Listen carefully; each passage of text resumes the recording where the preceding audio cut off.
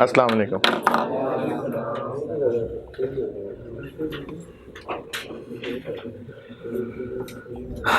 दुरूद शरीफ पढ़ लें।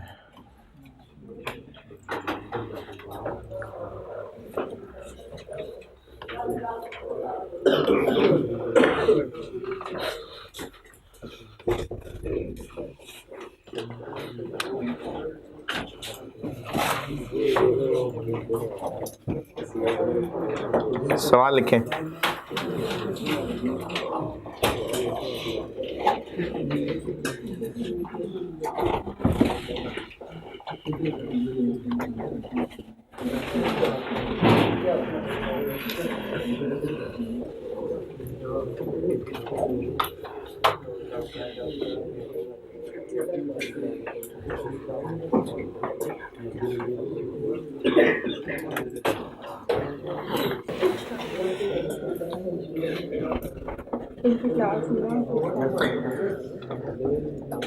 चलें ठीक है, सवाल लिखें जी। 3 प्रोडक्ट्स हैं A B C, product wise information बता रहा हूँ, यानी ए बी सी कॉलम बना लें और प्रोडक्ट वाइज इंफॉर्मेशन बता रहा हूँ। मंथली डिमांड जैसे मर्जी बता लें यार। ए बी सी इंफॉर्मेशन बताता जाऊंगा, वो इनमें लिखते जाइएगा। मंथली डिमांड 3000 यूनिट्स, 2500 यूनिट्स और 3500 यूनिट्स। 3000, 2500 और 3500।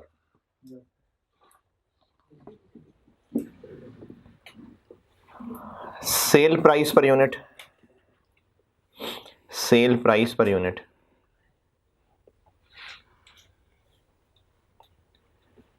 100 रुपये, 120 और 90।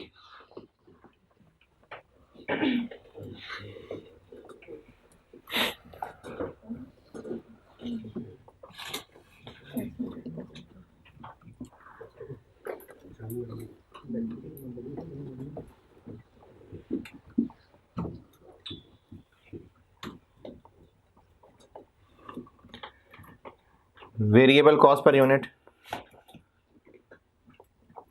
50, 80 और 60, 50, 80 और 60। Fixed cost per unit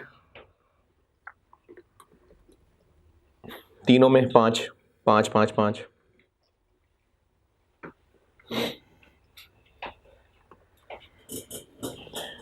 labour hours per unit, labour hours per unit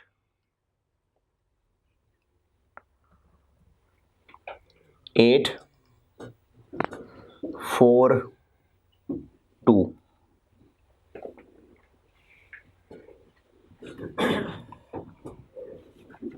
चलें, अब ये कॉलम वाइज बात खत्म हो गई। अब उसके नीचे लिखें total labour hours available during the month. Total labour hours available during the month 24,000। 24,000 मुझसे रिक्वायर्ड है optimum production mix. Total labour 24,000 labour hours, 24,000 available हैं टोटल। रिक्वायर्ड है ऑप्टिमम प्रोडक्शन मिक्स। इसका जो एक नॉर्मल सवाल का सलूशन है, उसमें 2 टेबल्स बना करेंगे। एक टेबल से रैंकिंग हुआ करेगी और दूसरे टेबल से फिर प्लान बना करेगा।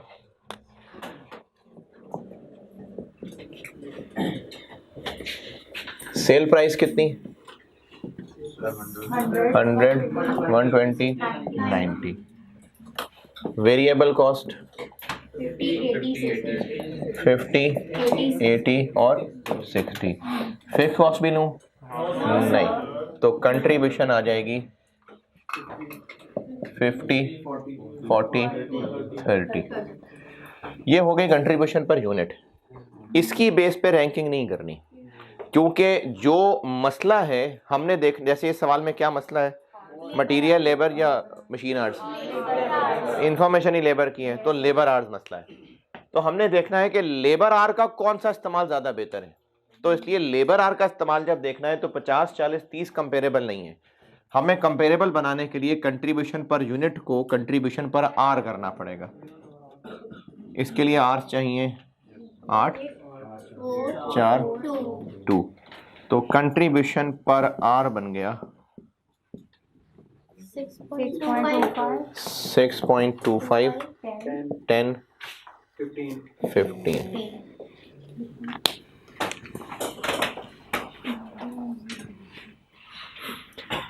ये अब कंपेरेबल है, यानी अगर 1 घंटा प्रोडक्ट ए बनाने में लगाएंगे तो इतना बचता है, मिलता है। 1 घंटा प्रोडक्ट बी बनाने में लगाएंगे तो इतना कमाते हैं। 1 घंटा प्रोडक्ट सी बनाने में लगाएंगे तो इतना कमाते हैं। जब पीछे रेलेवेंट कॉस्टिंग कर रहे थे तब भी हम कंट्रीब्यूशन पर आर ही ले रहे थे ना, कि 1 घंटा कितना कमा के दे रहा है। तो ये वही काम किया हमने। पहली पोजीशन किसने हासिल की है जी? दूसरा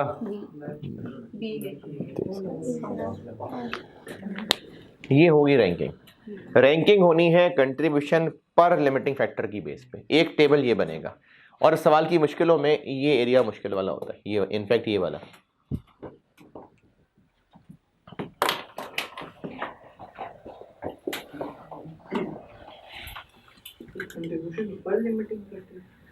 इस सवाल में लिमिटिंग फैक्टर क्या था? हाँ, तो कंट्रीब्यूशन पर आर। अगर लिमिटिंग फैक्टर मटेरियल होता तो फिर कंट्रीब्यूशन पर केजी।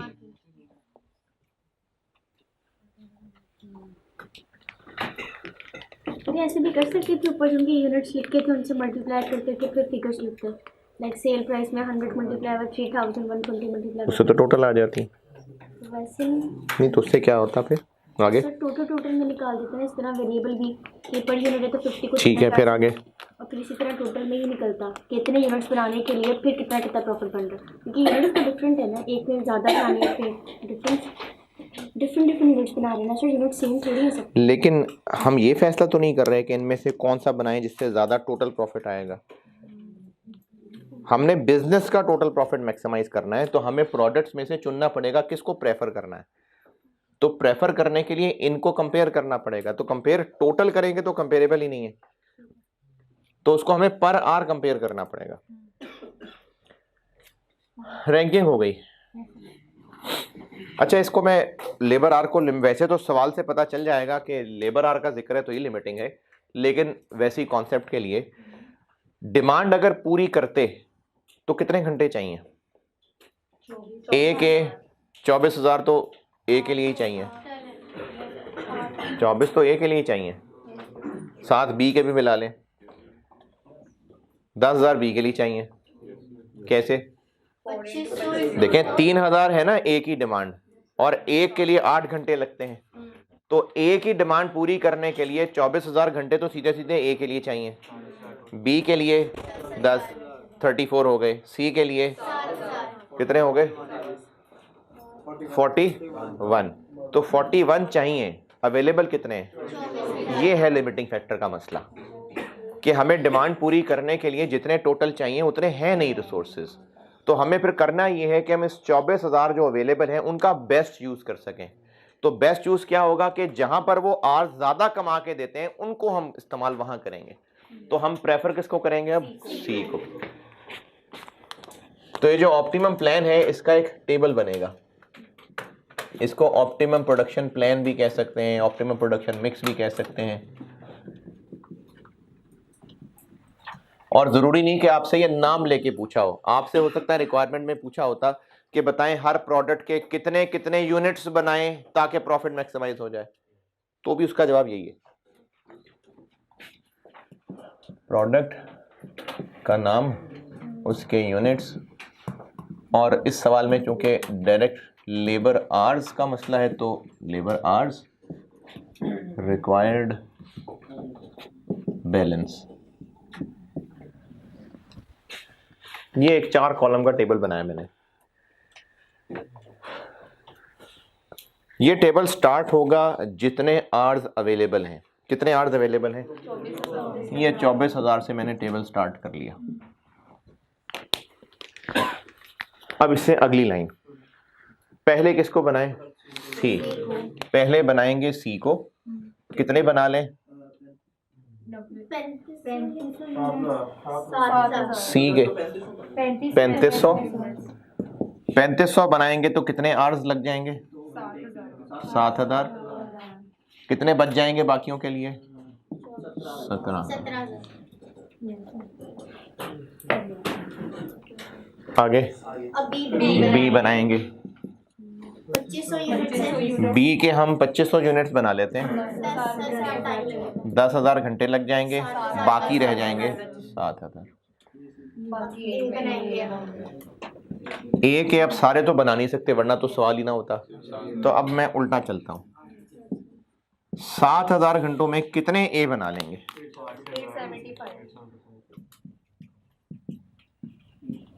875। ये ऑप्टिमम प्रोडक्शन प्लान है। क्या जी? अच्छा, ये हो सकता है कि यहीं पर ख़त्म हो जाती बात। मुझे चूंकि पता था इसलिए मैंने बी पूरा ही लिख दिया। आप पहला वाला सिर्फ पूरा लिख दें, क्योंकि बिजनेस इतना भी फारिग नहीं होगा कि पहला भी ना बना सके। पहला पूरा लिख दें, बाकी लिखने से पहले चेक कर लें। ये तो पूरा लिख दें। बी की कितनी डिमांड है? यहां लिखने से पहले चेक कर लें इतने हैं कि नहीं है। अगर हैं ठीक है, बी भी पूरा लिख दें, फिर उसके बाद इसी तरह से चेक करते जाएं।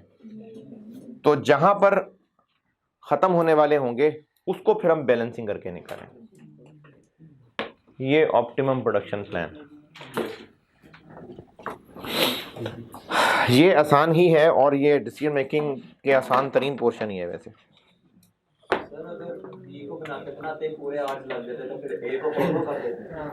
यानी बी पूरा या जितना भी बन जाता तो बस ए छोड़ देते।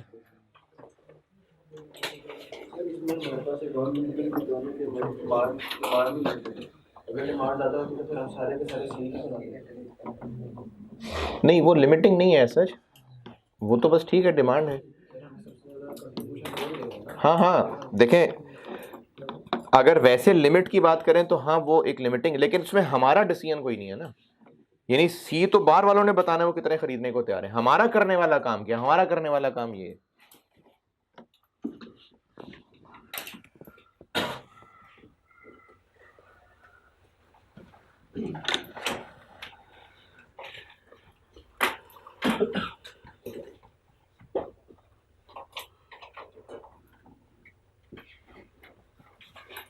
ये जो डिसीजन मेकिंग के 5 पॉइंट्स हैं, ये इनमें से कोई एक आता है एग्जाम में कि मिक्स भी हो जाते हैं? क्वेश्चन एक ही है? नहीं, क्वेश्चन 2 तो कम से कम होंगे, कम से कम 2 क्वेश्चन होंगे इसमें। बिल्कुल आ सकता है, लेकिन अब जो इन्होंने दिया है ना सैम्पल पेपर, वो 2 सेक्शन बना के दे दिए हैं, तो शायद उनका ऑब्जेक्टिव ये होगा कि हम छोटे छोटे सवाल पूछ के तादाद ज़्यादा कर लें। तो 20-20 का शायद ना आए, 15, 16, 18, 6-7 नंबर, यानी इस पेपर में क्वेश्चन ज़्यादा हो जाएंगे ताकि ज़्यादा सिलेबस टेस्ट हो जाए। वैसे पहले ज़्यादा ही होता था, ये पिछली कोई 3-4 अटैम्प्ट में उसने 5-5, 6-6 सवालों पे रुक गया, 20-20 नंबर के सवाल। पर ना पुराने सवाल देखेंगे ना 10 नंबर 12 नंबर ये होते थे, 8-8, 9-9, 10-10 सवाल आते थे पेपर में। है नहीं, मेरे टाइम में पेपर नहीं होता था ना मेरे टाइम में वैसी डिग्री दे दी।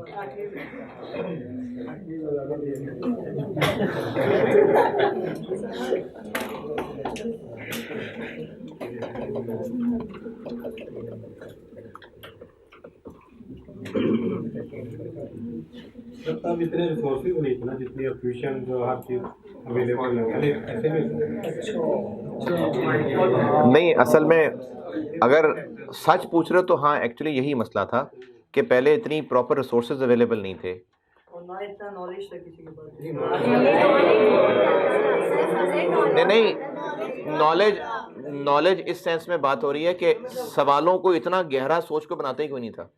ना सवाल बनाने वाला गहरा सोचता था, इसलिए ना स्टूडेंट गहरा सोचता था, ना टीचर गहरा सोचते थे। अब वो जैसे जैसे मैं एग्जामिनेशन डिपार्टमेंट इतना स्ट्रॉन्ग कर हाँ, तो इसलिए अब पेपर मुश्किल होते जा रहे हैं। आपको लगता है तो बहुत भी डेटा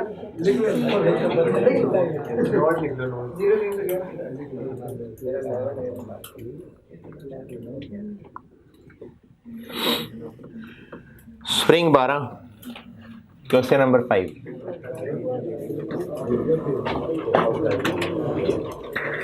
करता हूं मैं बोर्ड पे।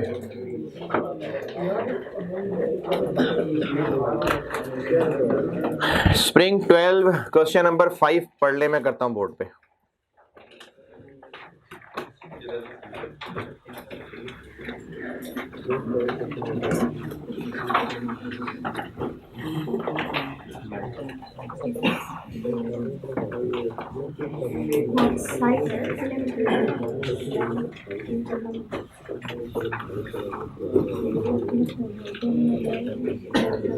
Spring 2012 question number 5।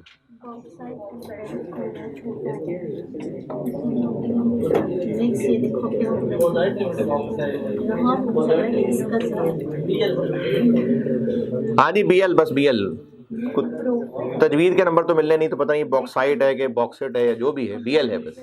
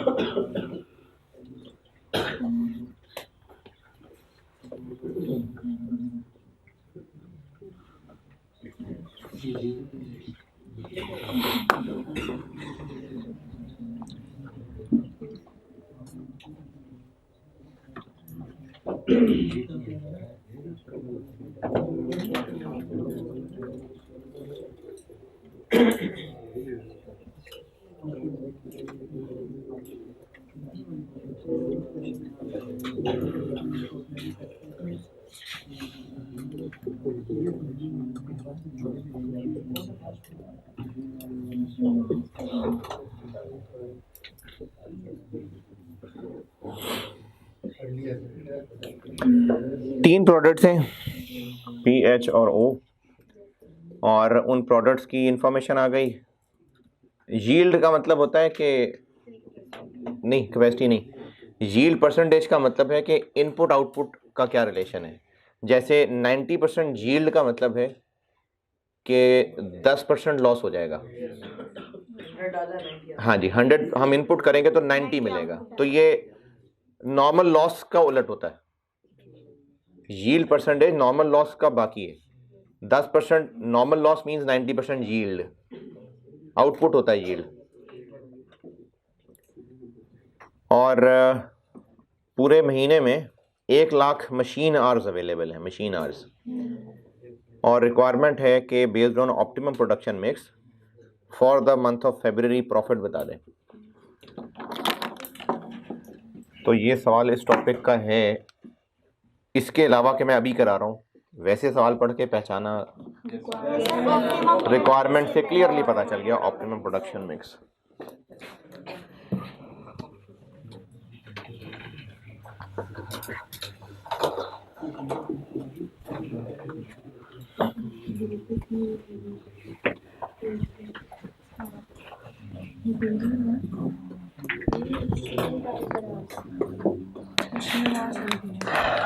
Question number 5 spring 12, P, H और ओ। सेल प्राइस कितनी? 2300, 15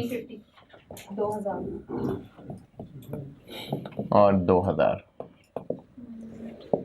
वेरिएबल कॉस्ट क्या क्या दी हुई है? मटेरियल कॉस्ट है। अच्छा, अब आपको मटेरियल कॉस्ट पर केजी दिया हुआ है, तो जज्बात में आके इस सारे टेबल को नहीं इधर छाप देना। ये प्रोडक्ट के 1 यूनिट की प्राइस है, और हम इस वक्त जो कैलकुलेशन कर रहे हैं वो कंट्रीब्यूशन पर यूनिट प्रोडक्ट का कर रहे हैं। तो यहाँ 250 नहीं लिख देना, ये 250 तो पर केजी दिया हुआ है, इसको मल्टीप्लाई करेंगे हम सर उसकी मशीन टाइम पर आवर्स के साथ 4 के साथ होगा। 5वीं line, net weight per unit of finish product. देखिए मैं आपको फार्मूला, बल्कि इसको वर्किंग में ही कर देता हूँ, वर्किंग ही करता हूँ। पी के लिए 1 यूनिट कितने वजन का है, लेकिन इतने किलो मटेरियल डलेगा।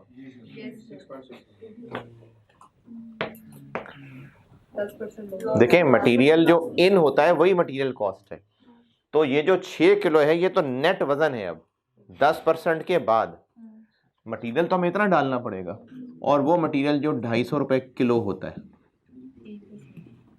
तो पता चलेगा कि 1 यूनिट पे कितने रुपए की मटेरियल कॉस्ट आएगी। 66 20।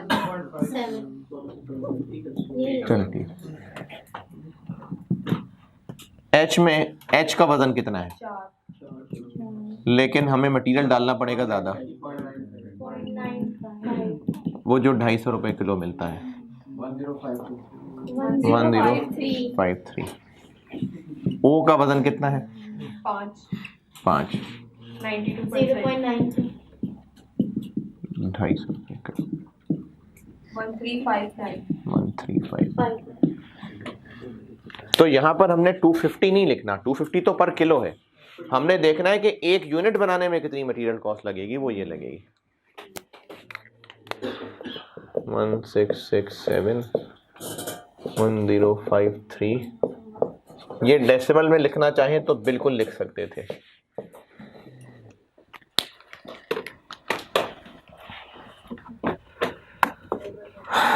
अच्छा, सवाल का प्लान क्या, हम करने क्या लगे हैं, ऑप्टिमम प्रोडक्शन मिक्स बनाना है। 2 टेबल्स बनते हैं, एक रैंकिंग के लिए और उसके लिए हम पहले कंट्रीब्यूशन पर यूनिट तक पहुंचते हैं। तो कंट्रीब्यूशन पर यूनिट निकाल रहा हूं, और क्या क्या वेरिएबल,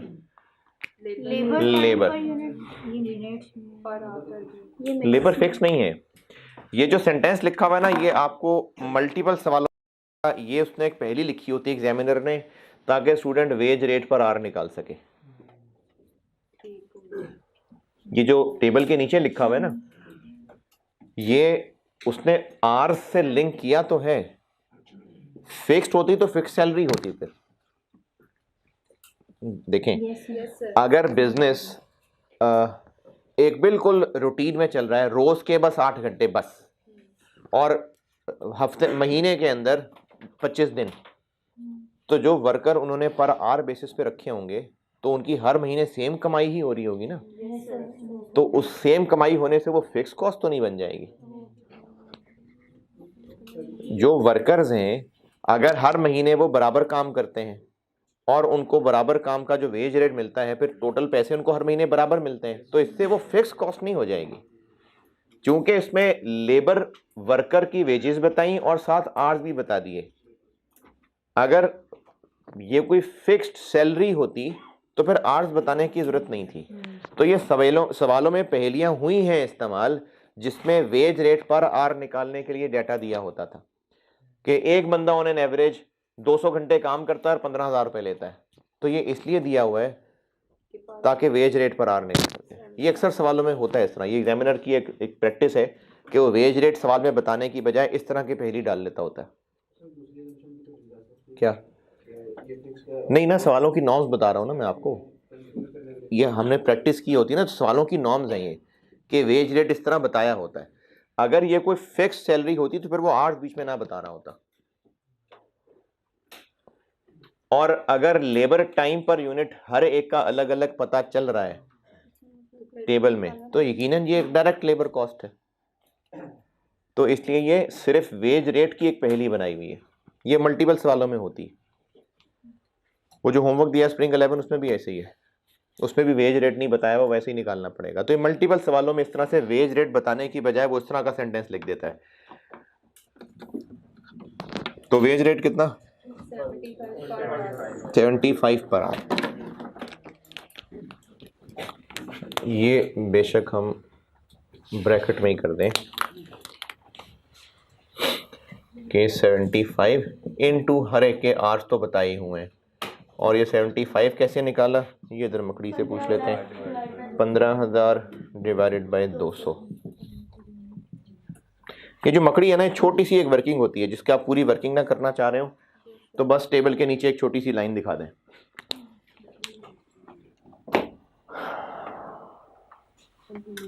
पेंटागन पे कितने लेबर लगेंगे? ये 20 मिनट हैं। तो आवर्स में कन्वर्ट करना कैसे आवर्स बनते हैं? 20/60। तो 20/60 इंटू 75। वेज रेट पर मिनट कर लें। 25 क्या 25? इधर answer 25। 37.5 56.25।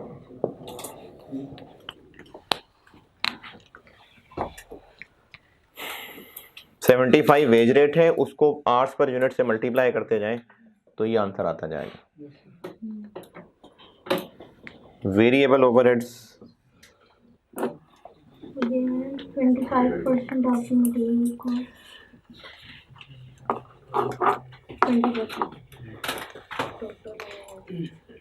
20% of material cost variable overhead है। नहीं सर, टोटल ये टोटल है, हमें तो सिर्फ वेरिएबल चाहिए, तो उसमें से फिक्स्ड माइनस कर दें तो ये बन जाएंगे। ये एक अच्छी वर्किंग होती है सवाल में। यहाँ तक पहुँचे फिर करता हूँ। पहुँच गए?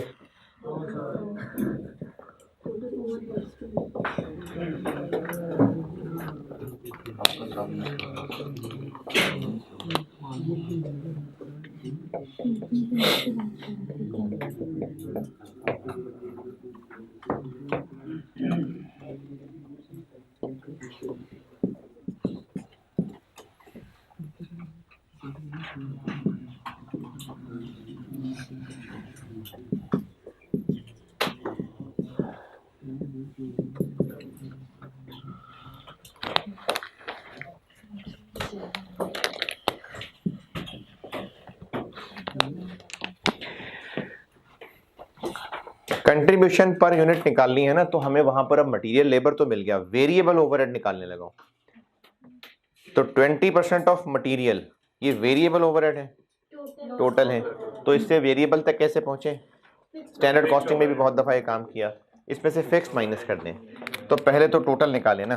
टोटल है मटेरियल कॉस्ट का 20%, तो इसका 20, इसका 20, इसका 20।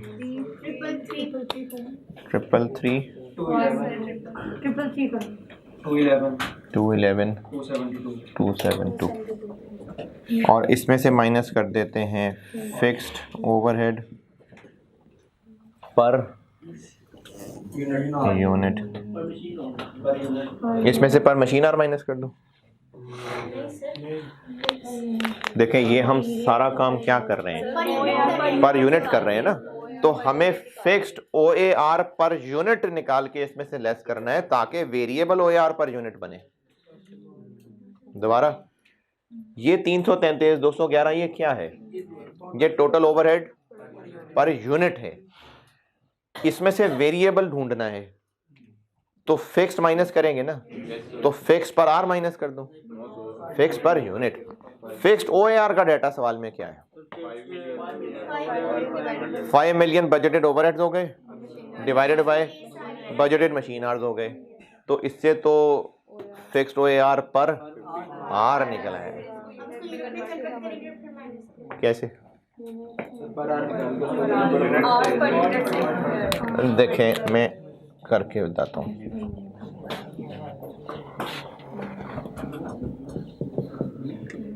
फिक्स्ड OAR तो मिल जाएगा अगर आप 5 मिलियन को 1 लाख से डिवाइड कर लें। ये आ गया 50 पर आर, मशीन आर। लेकिन हमें 50 नहीं चाहिए, हमें पर यूनिट चाहिए। अच्छा, 50 पर कौन सा आर? मशीन आर इनटू एक यूनिट के लिए कितने मशीन आवर्स? 4, 200। एक यूनिट के लिए कितने मशीन आवर?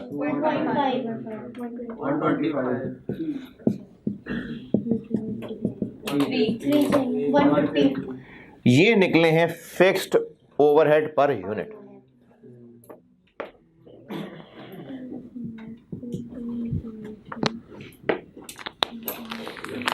ये फिगर है जो इसमें से माइनस होगी, तो बाकी वेरिएबल ओवरहेड पर यूनिट बचेगा।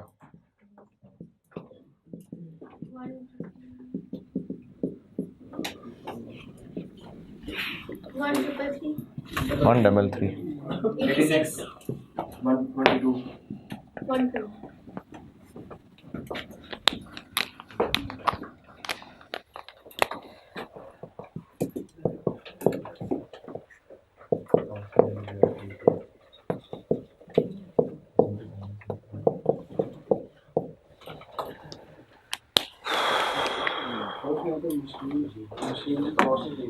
मशीन की कॉस्ट, मशीन पर मशीन आर कितनी कॉस्ट आ रही है?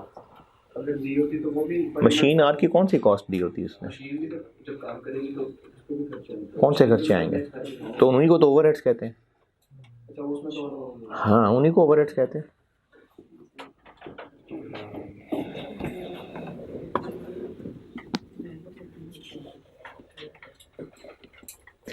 अच्छा, मैं याद दिला दूं, हम सेकंड टाइप ऑफ डिसीजन में आगे हुए हैं।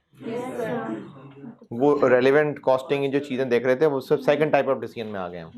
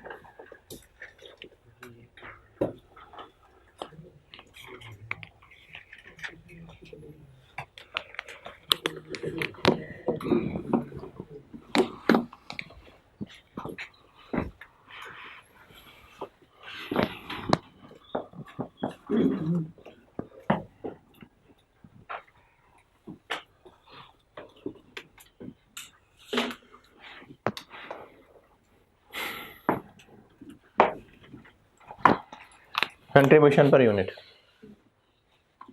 4637.5 475 आ रहा है सुनो पहले वाले में नहीं सर पहले वाले में 475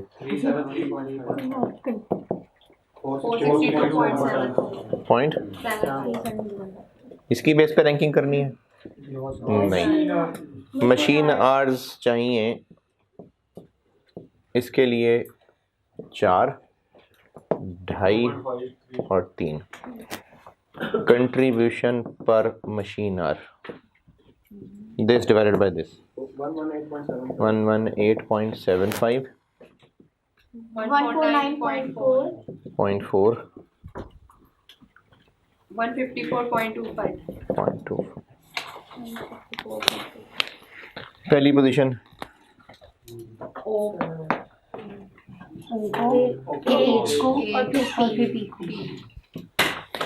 अच्छा, ये मुहिद इत्तफाक है, ये पहला वाला बेकार तरीन नहीं होता, ये इत्तफाक है जो ये आखिर में आ रहा है। ज़रूरी नहीं कि पहला प्रोडक्ट बेकार होगा।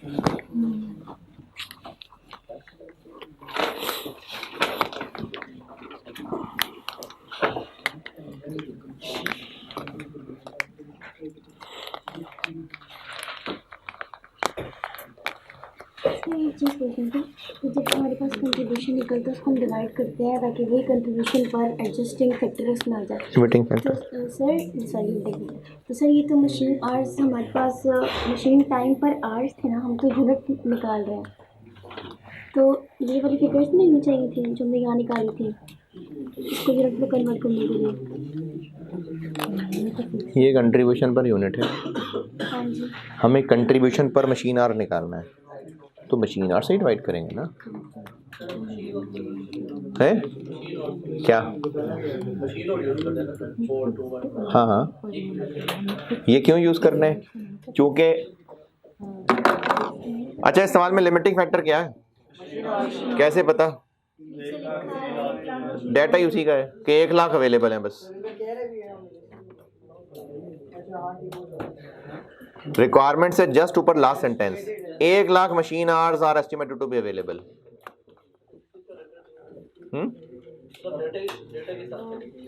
हाँ, अगर एक से ज्यादा का डाटा दिया होता फिर क्या करते वो आगे देखते।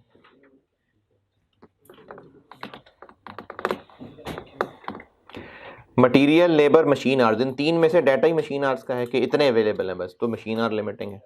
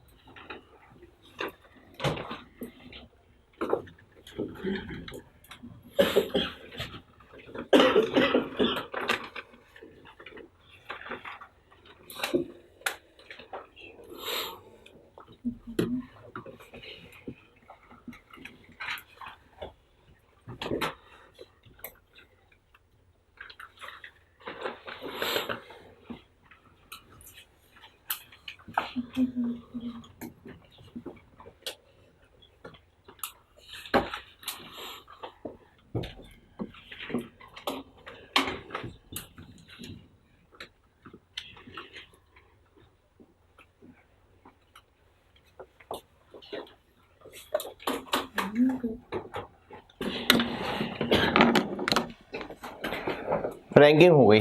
अब अगला काम ऑप्टिमम प्लान डालू।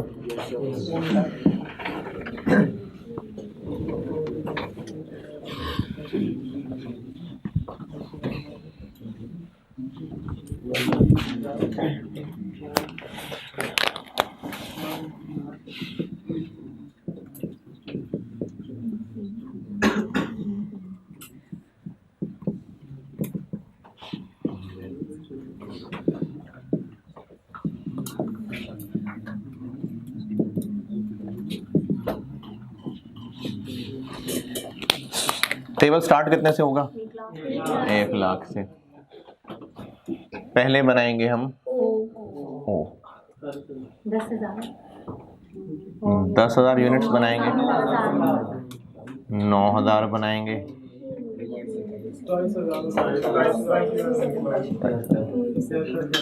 बाकी रह जाएंगे 73।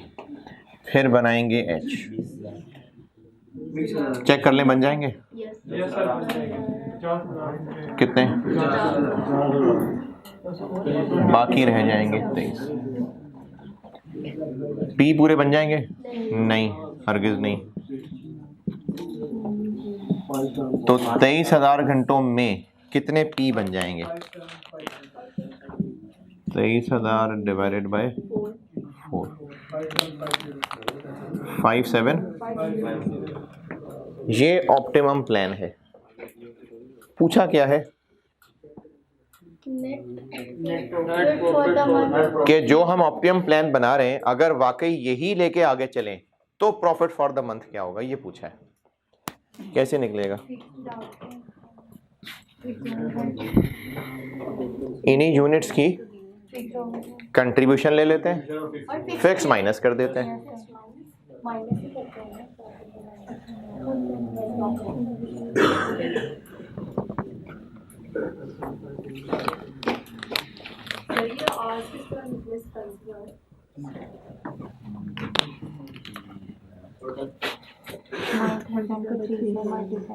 डिमांड कितनी है?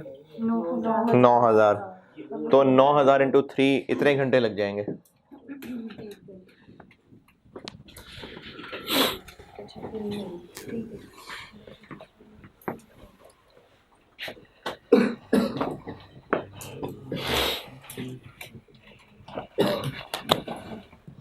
Profit for the month rupees thousands कर लेंगे। टोटल कंट्रीब्यूशन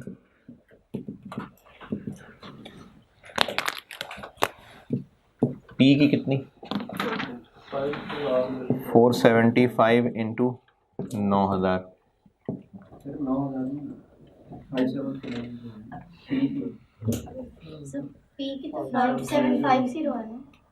ओ सॉरी 5750।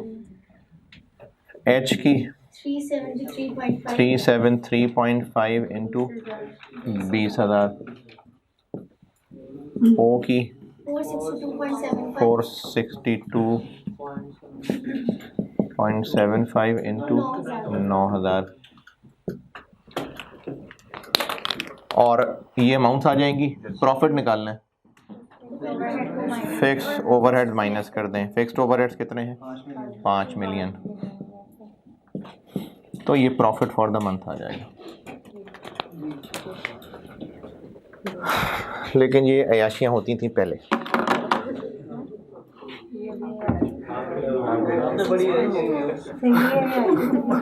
नहीं अयाशी इस लिहाज से 15 नंबर, ये 15 नंबर बहुत हैं, वरना ये 12 नंबर 11-12 का बहुत था ये सवाल।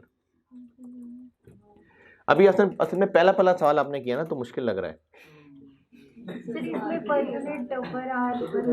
ये तो बेटे पूरे कॉस्ट में चल रहा है, ये तो पूरे कॉस्ट में ये इसका ध्यान रखना है कि पर यूनिट है कि पर आर है कि आर पर यूनिट है कि केजी पर यूनिट है कि केजी पर किलो है कि किलो पर लीटर है।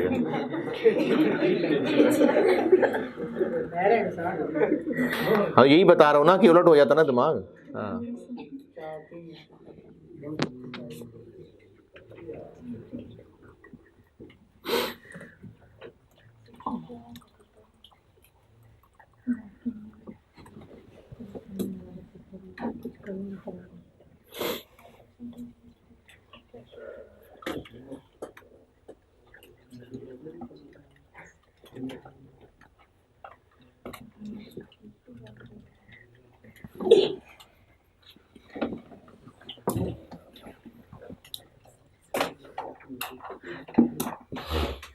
सर ये इसकी क्या नहीं समझ आया? प्रॉफिट निकालना सवाल की रिक्वायरमेंट क्या है? ये नेट प्रॉफिट कैसे, क्यों निकालना है? ओहो, पूरी लाइन पढ़ना यार। Based on optimum production mix, ये ऑप्टिमम प्रोडक्शन मिक्स है, टेबल बनाया है। अगर इतने यूनिट्स वाकई हमने बेचे तो बिजनेस कितना प्रॉफिट कमाएगा, ये पूछा है। तो प्रॉफिट निकालने के लिए सेल्स माइनस सारे खर्चे, तो सेल्स माइनस वेरिएबल तो हम ऑलरेडी कंट्रीब्यूशन कह चुके हैं, तो इसी को यूज़ कर लेते हैं। ये पर यूनिट है इनटू ये वाले यूनिट्स, ये हमारा ऑप्टिमम मिक्स है। हम इतने यूनिट्स बेच के इतनी कंट्रीब्यूशन कमाएंगे, और वेरिएबल तो उसमें हमने ऑलरेडी कर लिया था ना, वरना नहीं करना तो हम सेल्स वेरिएबल कॉस्ट लिख लेते हैं अलग अलग, वो आ जाएगी कंट्रीब्यूशन। हमें प्रॉफिट पूछा है, तो for the month of February 5 million होनी है फिक्स कॉस्ट, वो माइनस कर प्रॉफिट निकलेगा।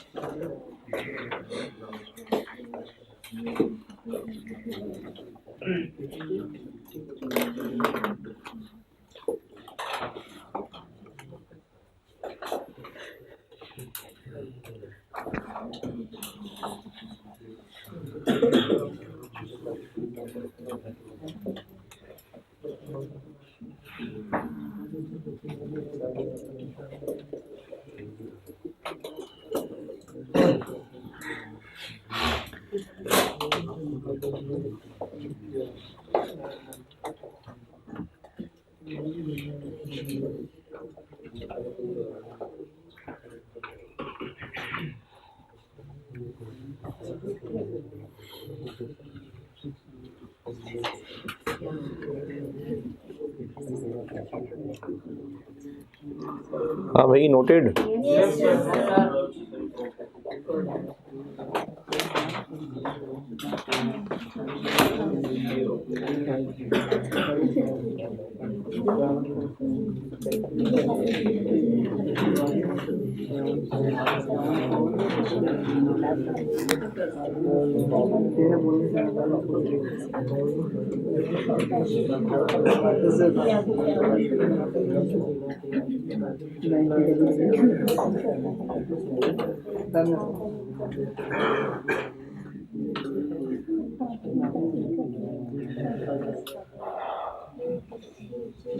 नोटेड।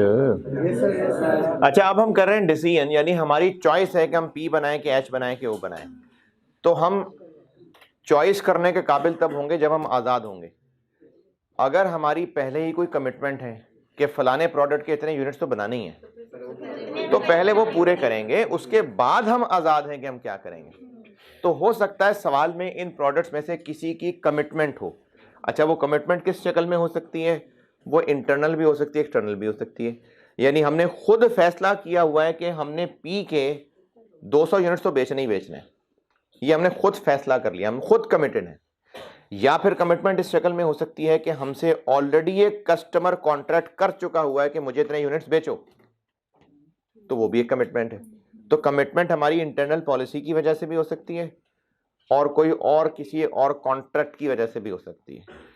तो हम पहले अपनी कमिटमेंट पूरी करेंगे, फिर ये प्लान बनेगा। और उसको सवाल में कैसे हैंडल करेंगे? सवाल में ऐसे हैंडल करेंगे कि आप जब इसको ये प्लान बनाएंगे तो आप इसको इस तरह प्रेजेंट करेंगे जैसे इसी सवाल में फर्ज करें P के 200 यूनिट्स हमने बनाने ही होते, या चलो H के भी साथ डाल लेता हूँ, तो हम फिर इस सवाल को ऐसे प्रेजेंट करते कि पहले मैं यहाँ कमिटमेंट लिखता, पहले हम लेट से P बनाते 200 यूनिट्स, कितने घंटे लग जाते?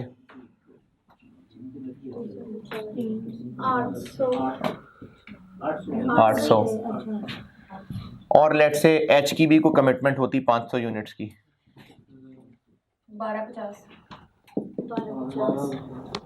कितने घंटे खा जाते ये? 2050। तो बाकी रह जाते 97950। 97950। अब ये फिर नॉर्मल सवाल चलता। अब हम कहते हैं एज पर रैंकिंग। अब आगे ये वो फिर O, H और P बनता। अगर सवाल में कहीं किसी प्रोडक्ट के हवाले से कमिटमेंट आ गई तो आपके सॉल्यूशन पे बाकी ये सब वैसे ही होगा, ये ऐसे ही होगा। बस ऑप्टिमम प्लान बनाते हुए पहले कमिटमेंट वाली प्रोडक्शन पूरी करेंगे, फिर उसके बाद जो बच जाएगा फिर जो अभी पहले कर रहे थे वो होगा। अब ये बात लिख लें अपने अल्फाज में कि अगर किसी प्रोडक्ट की कोई कमिटमेंट है प्रोडक्शन की, तो पहले हम ऑप्टिमम प्लान में पहले वो कमिटमेंट पूरी करेंगे, उसके बाद जो बचेगा फिर वो एज पर रैंकिंग बनेगा।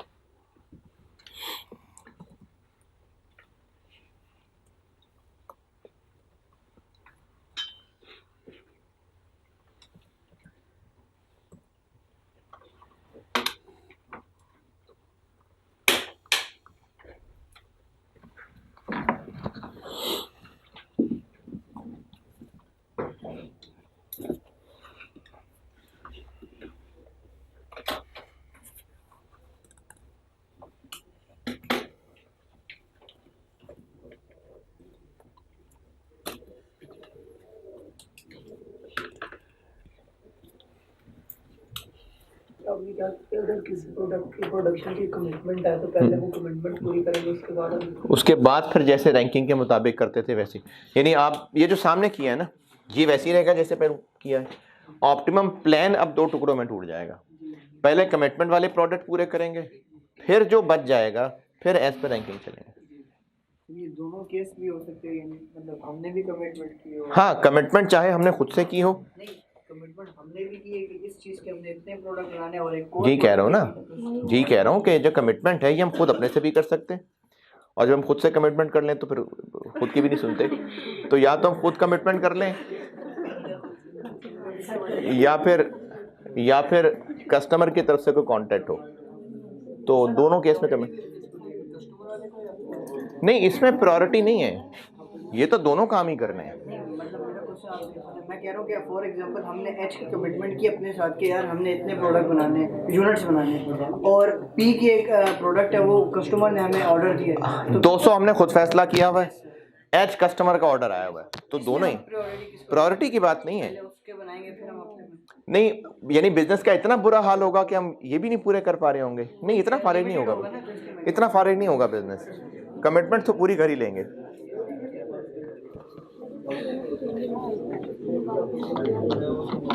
ऑटम 16 क्वेश्चन नंबर 6 आप अभी कर रहे हैं।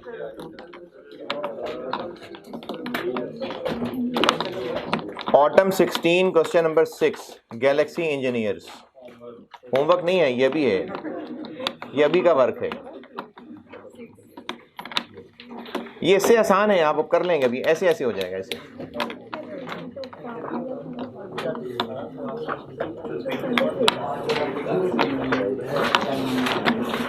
Autumn 2016 question number 6 Galaxy engineers.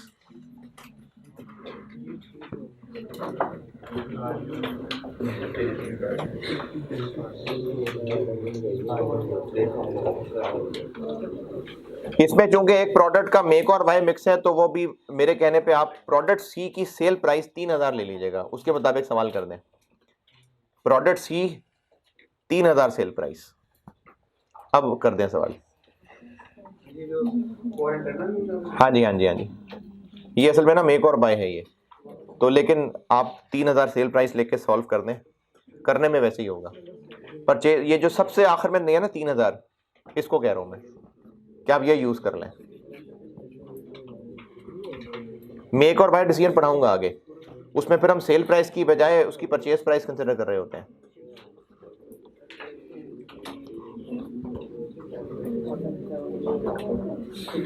जी आपने खुद करना है, अभी करना है।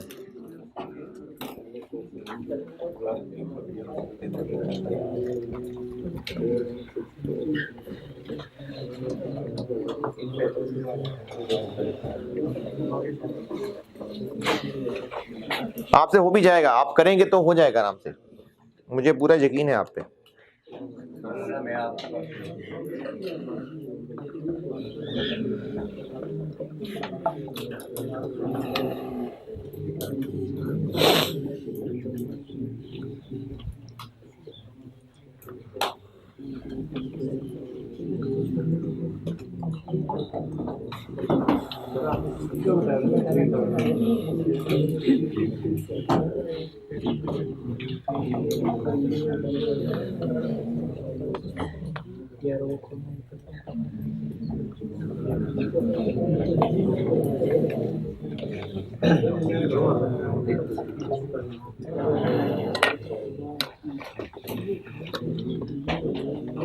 अभी पिछली क्लास में 2 पेजेस बंटे थे कि एक बंटा था?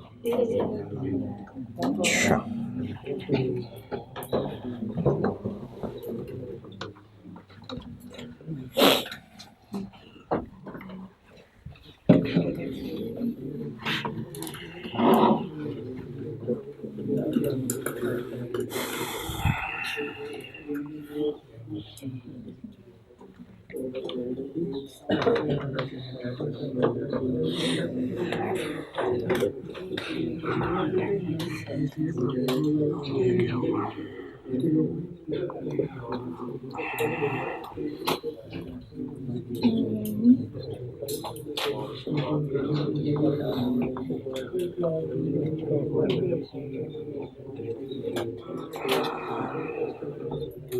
इन क्वेश्चंस में भी हमने डेटा से अंदाजा लगाने के लिए इस टाइप का इस चैप्टर का है। इसका तो फौरन पता चल जाएगा, इस सवाल को आप पढ़े तो पता चल रहा है।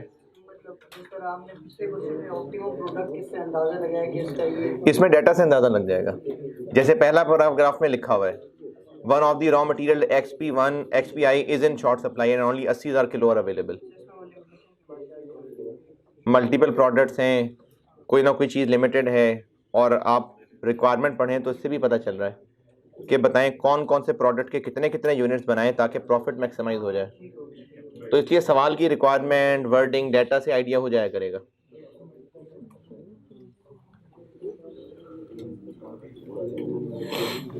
सर एक बार हमें बात चलनी कि हमने जब भी कंट्रीब्यूशन बजट निकालना है, इसमें हमें ये करना है कि जो भी रेलेवेंट है, जैसे मटेरियल हो गया, डायरेक्ट लेबर हो गया, क्योंकि उनके मुताबिक हमें नहीं करना चाहिए। इस सवाल में हमें पीजी के मुताबिक करना है। कंट्रीब्यूशन पर यूनिट तो बेटा पूरा ही निकालना है। नहीं, जो मैं कहना चाह रही हूँ कि सर जिस यूनिट के मुताबिक हमने निकालना है ना, उस यूनिट तक लाने के लिए बाकी सबको यूनिट में कन्वर्ट कर देंगे। जैसे अगर आवर्स में कन्वर्ट हमने कंट्रीब्यूशन पर यूनिट तो नॉर्मली जैसे निकालते हैं वैसे ही निकालना है। फिर लेकिन जैसे इस सवाल में हमारे पास मशीन आवर्स थी, ठीक है, अब आपको जितने भी मटेरियल केजी में था, अब हम इन सबको यूनिट में कन्वर्ट कर देगा। ये बाद की बात है। पहली बात ये है कि हर प्रोडक्ट का नॉर्मल कंट्रीब्यूशन पर यूनिट निकालना है जैसे निकालते हैं बचपन से। कंट्रीब्यूशन पर यूनिट किसी का भी कैसे निकलेगा? उसके जो आर्ट्स से पर आर्ट दिया हुआ है वो आर्ट्स, उसको मल्टीप्लाई करने में तो सेल प्राइस पर यूनिट, खर्चे पर यूनिट, तो ही कंट्रीब्यूशन पर यूनिट निकलेगा ना। तो कंट्रीब्यूशन पर यूनिट तो जैसे निकालते हैं वैसे ही निकलेगा, ये बात की बात है।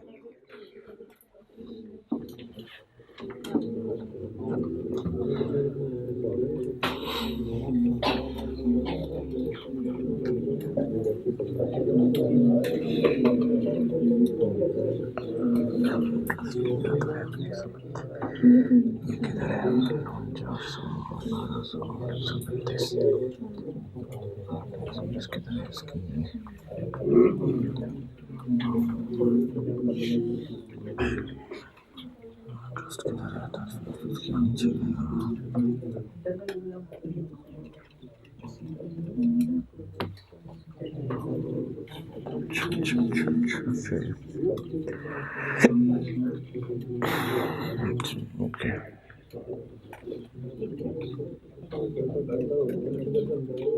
सही है। हाँ।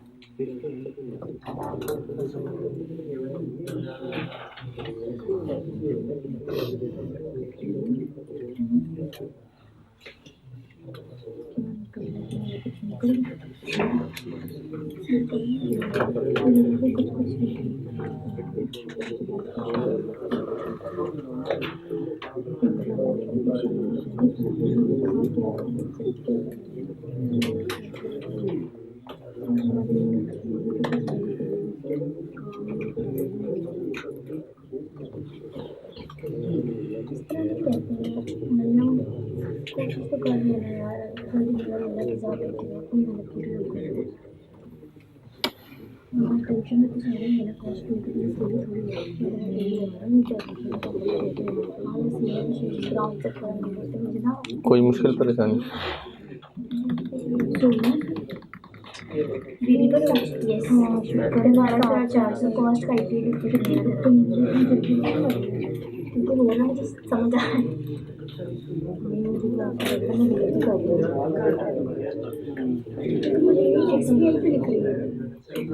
ये तो लिमिटेड है बड़ा नहीं है।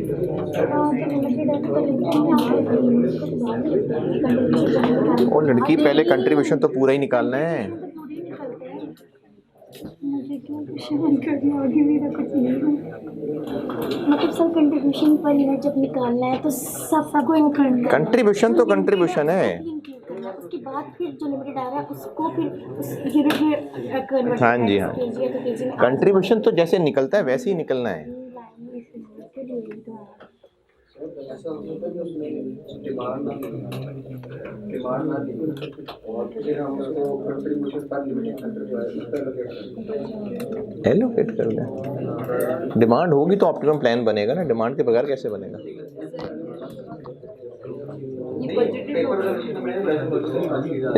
प्लान हम डिमांड को सामने रखेंगे तो प्लान बनेगा ना, कि पहले ये बनाना है और इतना बनाना है। कंट्रीब्यूशन वो 154 से होगा जब हम मशीन का रोटेट करेंगे सबसे मशीन कितने बनाएंगे यूनिट्स इसके? कितने मशीन आपके एलोकेट हुए उनको डिवाइड कैसे इन तीनों को ऐड करें। ऐड क्यों करना है? किसको ऐड करना है? उससे क्या होगा? टोटल किस चीज़ का? किसको एलोकेट करना है? किसको करना है? यानी 1 लाख को किस वजह से?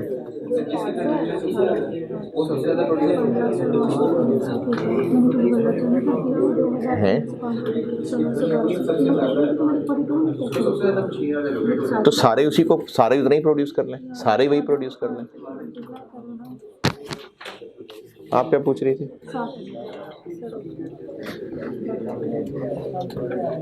मतलब कि मैं नाम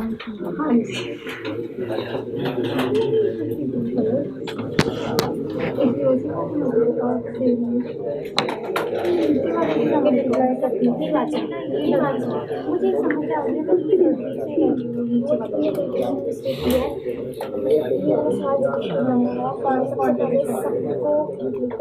उसके बाद फिर जो निकलता है उसके बाद उसका जो भी निकलता ना जिस जीवन से उसको लिमिटेशन सिर्फ कोई वाला कंट्रीब्यूशन पर निकालने के बाद बात करेंगे तो फिर वो कंट्रीब्यूशन पर एलिमिनेट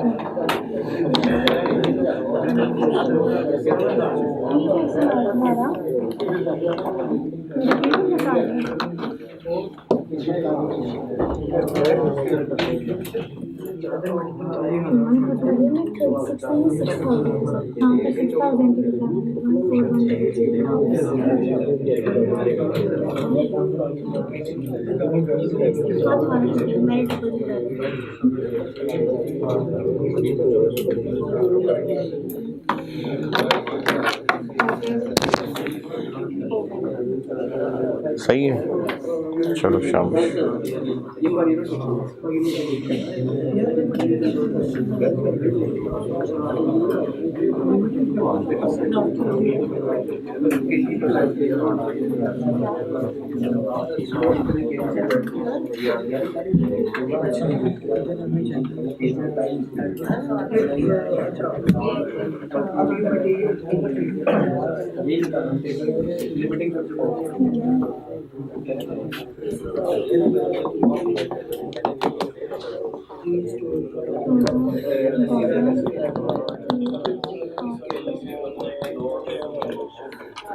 आगे कंट्रीब्यूशन तो लाइक 564.29 375 और चार्ज 11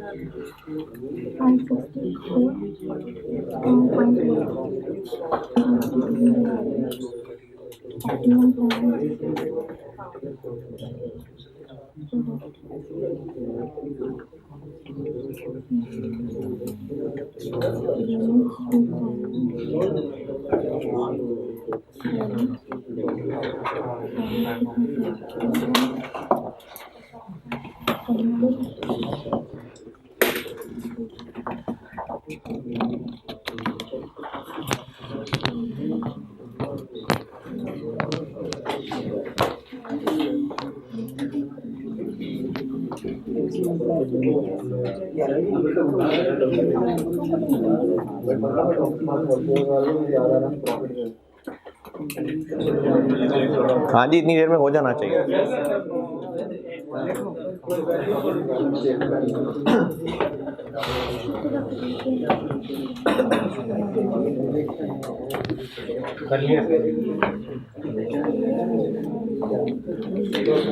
प्रोडक्ट क्या क्या है? है? नहीं करें ABC है। Contribution per unit 7900। इसमें जिसको एतराज़ परेशानी है तो बताएं। इसमें एक स्टूडेंट नॉर्मली गलती ये करता है कि ये जो सवाल में टेबल में पर यूनिट लिखा हुआ है तो वो समझता है ये रुपीस पर यूनिट है। क्वेश्चन में जो टेबल में पर यूनिट है वो उसको रुपीस पर यूनिट समझ लेगा। नहीं, रुपीस पर यूनिट नहीं है, ये हर चीज पर यूनिट बताइए। कोई रुपए में बताइए, कोई केजी में बताइए। जैसे मटेरियल XPI के साथ जो लिखा है ना 12.2, ये केजी पर यूनिट है, यानी 14 kilo per unit, 12 kilo per unit, 2 kilo per unit. इसी तरह अदर मटेरियल है, इसी तरह लेबर आर में बताया हुआ है 20 hours per unit, 15 hours per unit, 5 hours per unit, और साथ इनके रेट भी बताए हुए हैं ताकि आप मल्टीप्लाई कर सकें।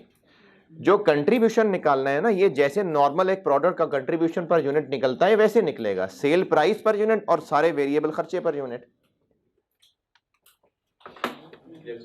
सेल प्राइस के लिए सेल प्राइस गिवन है, मटेरियल एक्सपीआई के लिए जो जो किलो गिवन है उनको 500 रुपए से मल्टीप्लाई कर देंगे। अदर मटेरियल के लिए जो किलो गिवन है उनको 300 रुपए से मल्टीप्लाई कर देंगे। लेबर आवर्स के लिए जो जो आवर्स गिवन है उनको 100 रुपए से मल्टीप्लाई कर देंगे। वेरिएबल ओवरहेड्स के लिए जो लेबर निकाल चुके हैं उसका 80% ले लेंगे। लिमिटिंग फैक्टर क्या है? मटेरियल ये पहले पैराग्राफ में बताया एक्सपीआई। तो एक्सपीआई की बेस पे अब हमें कंट्रीब्यूशन पर केजी निकालना है। एक्सपीआई इसके लिए कितने किलो चाहिए? 14, 12, 2। तो कंट्रीब्यूशन पर केजी निकल आएगा 564, चले खैर, और 375, 4। तो देखें ये आ गया ना पहले नंबर पे।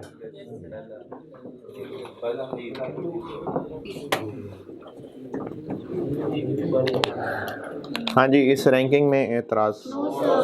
प्लान बस थोड़ा डिफरेंट फॉर्मेट से बनाया हुआ है, बल्कि फॉर्मेट भी कोई खास नहीं बनाया, तो वो मैं आपको बना के दिखा देता हूँ। कितने से स्टार्ट करें? पहले हम लोग अपनी कमिटमेंट पूरी करेंगे। 800 है वो बी के। पहले बनाएंगे बी के 800 यूनिट्स, कितने किलो खा जाएगा? 96, बाकी रह जाएगा 704000। फिर हम रैंकिंग के मुताबिक आएंगे और अब हम ए बनाएंगे। ए की डिमांड कितनी? 4500 और किलो लग जाएंगे 63,000, बाकी रह जाएंगे 7400। फिर बारी आएगी सी की, और सी शायद पूरा नहीं बनेगा, बन जाएगा 2500, 5000, 2400। फिर बाकी हम बी बनाएंगे। कितने यूनिट बना पाएंगे? 200। मतलब वो बैलेंस ये ऑप्टिमम प्लान। इसमें एक आधी परेशानी बस ये हो सकती है कि जो कमिटेड प्रोडक्शन दी हुई है वो इस टोटल डिमांड के अलावा है या इसके अंदर शामिल है? Yes sir. बी की कमिटेड 800 ऊपर वाले 1000 में शामिल है या उसके अलावा है? इसके अलावा है। कैसे पता? क्योंकि नीचे अलग से लिखा है। एक्सपोर्ट से लिखा भी तो है ना। 1000 लोकल है और 800 एक्सपोर्ट है, इसलिए उसके अलावा है। अलग लिखे होने की वजह से अलावा नहीं है। तो आपको सवाल में गाइडेंस मिलेगी कि ये जो कमिटेड है ये उस 1000 के अंदर शामिल है या नहीं शामिल है। अच्छा, ये जानना क्यों जरूरी है? क्योंकि एलोकेशन उस मुताबिक करनी है, पहले कमिटमेंट वाले आते हैं। ये जानना इसलिए जरूरी है क्योंकि रैंकिंग में अगर बी ऊपर आ रहा होता, अगर बी पहले आता तो आप उसके 1000 लिखते कि 200 लिखते। अगर 1000 में 800 शामिल हैं तो फिर आप यहाँ पर 200 लिखते। अगर बी रैंकिंग में ऊपर आ रहा होता तो फिर पहले बी को लिखते ना। तो ये जानना जरूरी था कि 800 1000 में शामिल है या नहीं शामिल है। तो कैसे पता नहीं शामिल है? लोकल और एक्सपोर्ट की वजह से। तो बहुत मुश्किल काम तो नहीं अगर शामिल है। चलें एक छोटी सी कैलकुलेशन करते हैं, बस फिर खत्म क्लास। छोटी सी कैलकुलेशन, होमवर्क नहीं दे रहा ना, एक छोटी सी कैलकुलेशन अभी कर देंगे आप। है छोटी सी कैलकुलेशन। चलो ठीक है, रहने दें। ठीक, अल्लाह।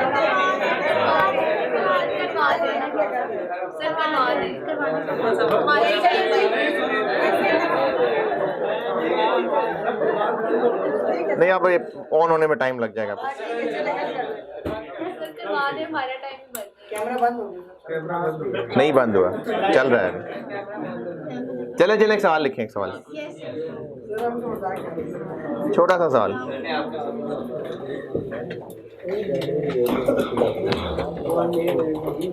दो प्रोडक्ट्स हैं ए और बी,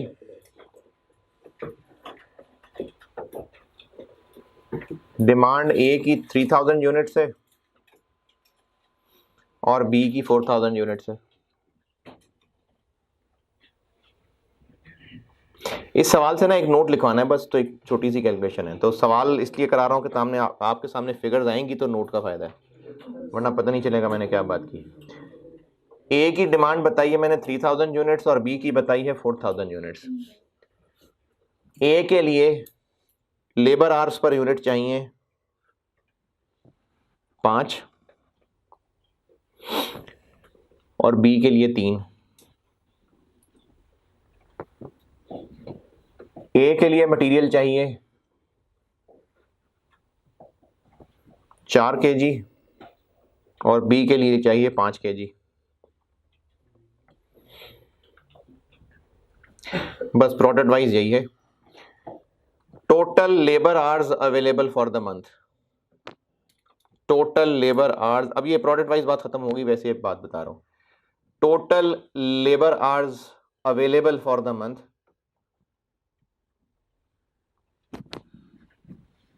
26,000 है,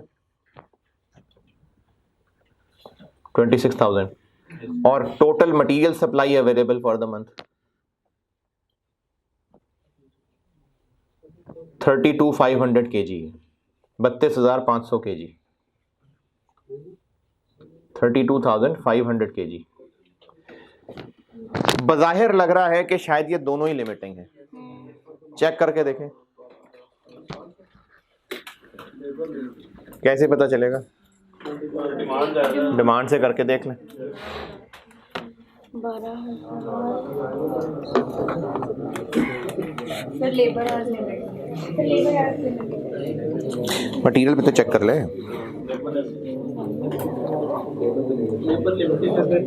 और मटेरियल भी तो चेक करे ना। 32,000 चाहिए 5,000। तो इसका मेरा बताने का मकसद ये था कि अभी जो दो सवाल किए इनमें आपको उसने बस सिर्फ इतना बताया, एक ही फैक्टर के बारे में बताया होता था। हो सकता है कि धोखे के तौर पे एक दो और बता दिए हो, जैसे मैंने इस सवाल में बताए। तो फिर धोखा नहीं खाना, चेक कर लेना है। कैसे पता चलेगा कौन सा लिमिटिंग है? डिमांड से मल्टीप्लाई करके देख लेंगे। जिसकी जरूरत पूरी नहीं हो रही होगी वो लिमिटिंग होगा। इस सवाल से जो कंक्लूजन बता रहा हूं आपको वो ये है कि अगर आपको सवाल में एक से ज्यादा बज़ाहिर लिमिटेड चीजें दे दी हैं, लिमिटेड फैक्टर, तो आप उनमें से चेक कर लें कि असली वाला लिमिटिंग फैक्टर कौन सा है। कैसे चेक करेंगे? टोटल डिमांड की रिक्वायरमेंट से कंपेयर कर लेंगे। चलें ठीक है, अल्लाह हाफिज।